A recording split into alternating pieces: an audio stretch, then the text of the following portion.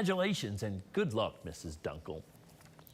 Now we turn to our bi-monthly Hometown Hero profiles. This month, we're going to feature a few of the people on the front lines in the fight to save people from the opioid epidemic. Today, we begin in Mercer County with a man in recovery himself, and now he's dedicated to bring as many as he can onto the path to a better life and away from drug addiction.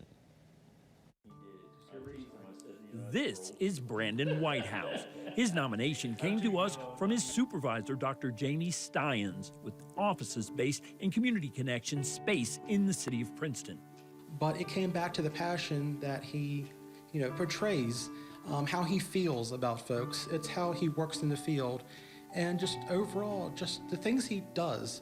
It takes the optimistic aspect approach. Dr. Steins wrote, quote, Mr. Whitehouse enjoys helping people help themselves find a pathway to recovery.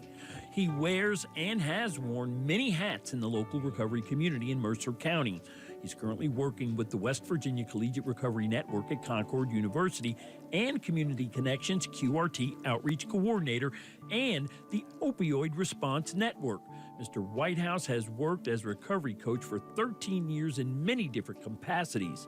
Well, we asked Mr. Whitehouse about his motivation.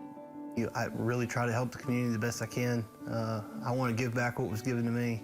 As a person in long-term recovery, I want to give back to the community. I want people to have a chance. I want people to be able to find the resources and the treatment that they need.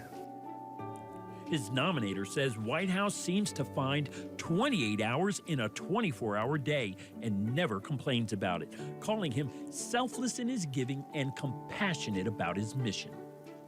As a recovery coach, that's our biggest asset is, we have that lived experience. We've been there. We can have empathy with that person, and we can help them get out of that hopelessness, that impending doom. During the day, Whitehouse can be found providing support to students at Concord University or training a group of future community leaders on recovery, overdose prevention, and the importance of serving the community. I get most joy out of training people to be coaches because I know those are soldiers going out in the field to help other people.